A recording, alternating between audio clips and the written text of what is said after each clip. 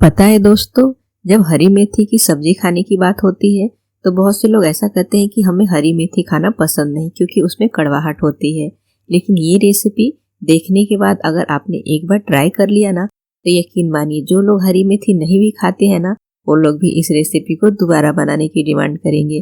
ढेर सारों परतों वाली एकदम खस्ता और स्वाद ऐसा कि अगर आपने इसे एक बार बना लिया तो आप मार्केट के समोसे और कचौरी खाना बिल्कुल पसंद नहीं करेंगे।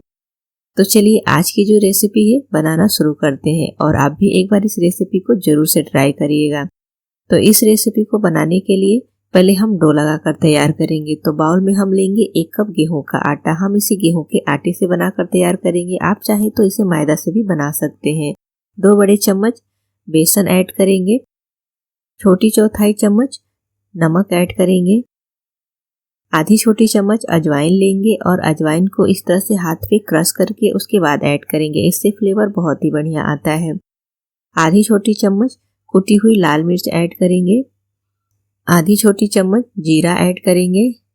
1 बड़े चम्मच सफ़ेद तिल और 2 बड़े चम्मच हम इसमें ऑयल ऐड करेंगे। आप यहाँ पे अगर घी का इस्तेमाल करना चाहते हैं तो घी का भी इस्तेमाल कर सकते हैं। अब अच्छे से मसलते हुए आटे में ऑयल को मिक्स कर लेंगे। इससे जो हमारा नाश्ता है ना एकदम बढ़िया खस्ता बनकर तैयार होगा। तो बढ़िया से ऑयल को अच्छे से मसलते हुए मिक्स कर लेना है। देखिए बिल्कुल इस तरह से आटा जो है बन जाना चाहिए।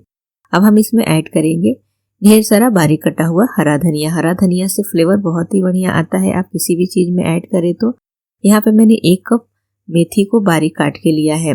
मेथी की जो डंठल है हमें निकाल लेना है और सिर्फ मेथी के पत्ते हैं ना उसे हमें बारीक काट कर ले लेना है। तो इसे हम ऐड कर लेंगे आटे में और इसे बढ़िया से मिक्स कर लेंगे। अगर इस रेसिपी को आप बिना मेथी के बनाना चाहते हैं तो बिना मेथी के भी बना सकते हैं, लेकिन मेथी वाला फ्लेवर खाना है तो आप मेथी जरूर से ऐड करें और मेथी वाले फ्लेवर की ये रेसिपी बहुत ही बढ़िया लगती है। तो जब अच्छे से मिक्स हो जाए तब हम इसका डो लगाएंगे। तो इसमें हम थोड़ा थोड़ा सा पानी ऐड करेंगे और इसका हम थोड़ा सा सख्त डो लगाकर तैयार करेंगे। जैसे हम नॉर्मल रोटी पराठे का आटा लगाते हैं ना उससे हमें थोड़ा सख्त लगाना है क्योंकि मेथी में जो होता है मॉइस्चर होता है। अगर पहले ही आटा जो है सॉफ्ट लग गया तो जब मेथी का मॉइस्चर रिलीज होगा तो आटा जो है गीला हो जाएगा। तो देखिए डो रेडी हो गया है। अब हम इसे कवर करेंगे और रेस्ट पे छोड़ेंगे और हम बाकी की तैयारी करेंगे। तो यहाँ पे मैंने 3 आलू को बॉईल करके ले लिया है। आलू जो है अच्छी तरह से ठंडा हो गया है। तो आलू को हम मैशर की सहायता से मैश कर लेंगे। आप यहाँ पे चाहे तो ग्रेटर की सहायता से भी ग्रेट कर सकते हैं। आलू में बिल्कुल भी चंक्स नहीं रहने चाहिए। अच्छी तरह से इसे हमें मैश करके फिर यूज करना है। तो आलू जो है बढ़िया से मैश हो गया है। अब हम गैस पे कढ़ाई या पैन रखेंगे और इसमें हम ऐड करेंगे 1 बड़ी चम्मच ऑयल। और जैसे ही ऑयल अच्छी तरह से गर्म हो जाए हम इसमें ऐड करेंगे आधी छोटी चम्मच जीरा, आधी छोटी चम्मच सौंफ, 1 छोटी चम्मच साबुत धनिया। गैस का फ्लेम लो रखेंगे और इसे हम चलाते हुए 20 से 30 सेकंड के लिए भूनेंगे। मसाले जो है हल्का सा भून जाए, इसमें हल्की सी खुशबू आने लगे, इतना ही भूनना है। ये खड़े मसाले जब आप आलू के मसाला में ऐड करेंगे ना तो बहुत ही बढ़िया लगता है। आपने मार्केट के समोसे देखे होंगे जो हलवाई लोग बनाते हैं, उसमें हलवाई लोग ने खड़ा धनिया जरूर से ऐड किया होता है। अब हम इसमें ऐड करेंगे 1 बड़ी चम्मच बेसन। बेसन ऐड करने से जो मसाले का फ्लेवर है ना बढ़ जाता है। अब इसे अच्छे से चलाते हुए हम 30 से 40 सेकंड के लिए भूनेंगे क्योंकि बेसन बहुत ज़्यादा नहीं है तो इसे भूनने में बहुत ज़्यादा समय नहीं लगेगा। और जैसे ही बेसन भूनने लगेगा ना इसमें इस तरह से झाग बनने लगेगा और इसमें हल्की सी खुशबू आने लगेगी। तो बेसन जो है भून चुका है। अब हम इसमें ऐड कर लेंगे 1 बड़े चम्मच अदरक और हरी मिर्च को मैंने क्रश करके लिया है, छोटी चौथाई चम्मच हल्दी पाउडर, छोटी चौथाई चम्मच काश्मीरी लाल मिर्च पाउडर, आधी छोटी चम्मच धनिया पाउडर, आधी छोटी चम्मच गरम मसाला पाउडर, स्वाद अनुसार नमक ऐड करेंगे और सभी चीज़ों को हम अच्छे से मिक्स कर लेंगे। 8 से 10 सेकंड के लिए इसे हमें इस तरह से चलाते हुए भून लेना है क्योंकि बेसन जो है अच्छी तरह से भून चुका है और कढ़ाई भी बढ़िया से गर्म है। तो इसे हम 8 से 10 सेकंड के लिए भूनेंगे ना तो ये मसाले जो है इसका कच्चापन निकल जाएगा और ये बढ़िया से भून जाएंगे क्योंकि मसाले को हमें बहुत ज़्यादा नहीं भूनना है, नहीं तो मसाले जो है जलने लगेंगे क्योंकि इसमें हमने पानी नहीं ऐड किया है। जब मसाले भून जाए तो इसमें हम जो आलू हमने बॉईल करके रखा हुआ है ना उसे ऐड कर लेंगे और साथ में ही हम इसमें ऐड कर लेंगे आधी छोटी चम्मच चाट मसाला और बारीक कटा हुआ हरा धनिया। चाट मसाला ना हो तो आमचूर पाउडर भी आप ऐड कर सकते हैं। और इसे हम अच्छे से चलाते हुए 1 मिनट तक भूनेंगे, जिससे कि मसाले जो है आलू में अच्छे से मिक्स हो जाए और मसाले का जो कच्चापन है वो निकल जाए। ये जो मसाला हमने तैयार किया है, इस तरह से आप मसाले तैयार करके समोसा बना सकते हैं, आलू के पराठे बना सकते हैं। ये जो मसाले हैं बहुत ही चटपटे लगते हैं। तो ये बिल्कुल रेडी है। गैस का फ्लेम ऑफ करके इसे हम ठंडा होने देंगे। आटा जो है बढ़िया से सेट हो गया है। आटे को हम एक बार इस तरह से मसल लेंगे। तो देखिए हमने सख्त आटा लगाया था और आटा जो है फूलने के बाद से ना सॉफ्ट हो गया, क्योंकि मेथी जो होता है ना वो अपना मॉइस्चर रिलीज करता है। अगर पहले ही डो को हम थोड़ा सॉफ्ट लगा देंगे तो फिर आटा जो है ज़्यादा सॉफ्ट हो जाएगा और फिर ये हाथों में चिपकने लगेगा। तो अब हम इसकी इस तरह से लोई बनाकर तैयार करेंगे। जैसे हम नॉर्मल रोटी बनाते हैं वैसे ही हमें छोटी छोटी सी लोइयाँ बनाकर ले लेनी है। तो यहाँ पे मैंने 7 लोई जो है बना ली है। सभी लोई एक बराबर बनानी है। अब हम रोटी बनाने वाला चकला लेंगे। लोई को चकले पे इस तरह से गोल करेंगे और थोड़ा सा सूखा आटा स्प्रिंकल करके, और जैसे हम नॉर्मल रोटी बनाते हैं ना वैसे ही नॉर्मल रोटी बनाकर तैयार करनी है। रोटी जो है पतली ही बनानी है।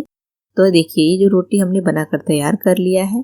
अब इस रोटी को हम प्लेट में रखेंगे और जो बाकी की बची हुई लोइयाँ हैं ना उसकी भी हम इसी तरह से रोटी बनाकर पहले तैयार कर लेंगे। पहले सभी रोटी को हमें रेडी कर लेनी है। तो देखिए यहाँ पे मैंने जो है सभी रोटी बनाकर तैयार कर लिया है। मैंने प्लेट में रख लिया है 7 लोई की 7 रोटियाँ। अब हम इसे साइड में रखेंगे। एक बाउल में मैंने 2 बड़े चम्मच ऑयल लिया है और इसमें हम 2 बड़े चम्मच गेहूं का आटा ऐड करेंगे। आप यहाँ पे ऑयल की जगह पे घी का भी इस्तेमाल कर सकते हैं और अच्छे से इसे हम मिक्स कर लेंगे। तो देखिए कुछ इस तरह से ये घोल जैसा बनकर तैयार हो गया है। अब ये जो ऑयल और आटे का घोल है ना, ब्रश की सहायता से हम रोटी के ऊपर इस तरह से लगाएंगे। अच्छे से चारों तरफ लगाना है, क्योंकि इसकी जो लेयर बनेगी, अगर ऑयल अच्छे से नहीं लगेगा तो इसकी जो लेयर है ना वो परफेक्ट नहीं बनेगी। फिर लगाने के बाद से इसके ऊपर हम दूसरी रोटी रखेंगे और फिर से हम वही घोल इसके ऊपर लगाकर तैयार करेंगे। तो इसी तरह से हमें ये आटे और ऑयल का घोल लगाते हुए एक के ऊपर एक सभी रोटियां जो है सेट कर लेनी है। तो यहाँ पे मैंने सभी जो है रोटियां 7 रोटी एक के ऊपर एक सेट कर लिया है। ऊपर से हल्के हल्के से प्रेस कर लेंगे और फिर बेलन की सहायता से इसे हल्के हाथ से बेल लेंगे। इस तरह से बेल लेने से क्या होगा कि सभी जो रोटियां हैं ना आपस में बढ़िया से सेट हो जाएंगी। तो इसे हमें एक साइड बेलने के बाद से दूसरे साइड पलट के और दूसरे साइड से भी बेल लेना है, क्योंकि अगर हम एक ही साइड से बेलेंगे ना तो नीचे की जो परत है ना वो छोटी बड़ी हो जाएंगी। तो देखिए इस तरह से बेलने के बाद से हमने जो ऑयल और आटे का घोल तैयार किया है फिर से इसके ऊपर अच्छे से लगा लेंगे। चारों तरफ बढ़िया से लगाकर ले लेना है। अब हम इसे रोल करेंगे। तो एक साइड से उठाते हुए और एकदम टाइट रोल करना है। किनारे किनारे को भी हमें अच्छे से सेट करना है। किनारे को ऐसे नहीं छोड़ना है, नहीं तो किनारे का जो रोल है ना वो ढीला हो जाएगा और फिर लेयर जो है खुलने लगेंगी।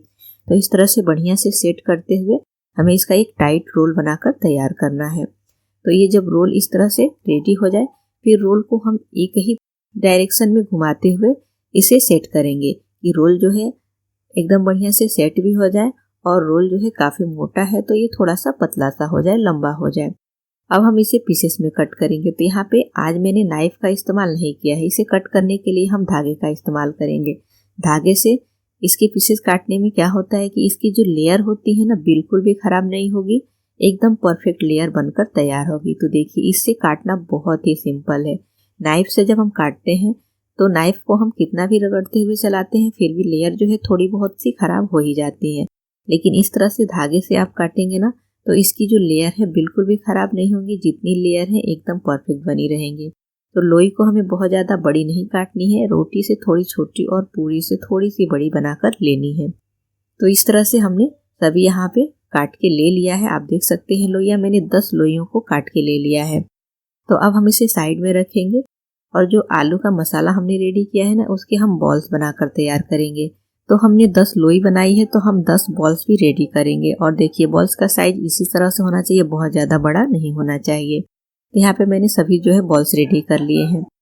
अब जो आटे की लोइयाँ हमने बनाई है ना इसे हम इस तरह से हाथ की सहायता से हल्के से प्रेस करेंगे और इसे हम कटोरी का शेप देंगे। ये कटोरी बनाते समय हमें ये ध्यान रखना है कि हमें बहुत ज़्यादा इसे तेज से नहीं दबाना है, नहीं तो क्या होगा ना कि इसकी जो लेयर है ना वो खराब हो जाएंगी। और सभी लेयर को दोनों साइड से अच्छे से प्रेस करते हुए कटोरी का शेप देना है। तो देखिए एकदम परफेक्टली कटोरी जैसी बन गई है। अब जो आलू का बॉल हमने बनाया है इसमें स्टफ करेंगे और फिर इसे बढ़िया से सेट करते हुए पैक करना है। तो पहले हम इस तरह से सेट कर लेंगे अंदर की तरफ और फिर एक लेयर को हम इस तरह से खोलेंगे।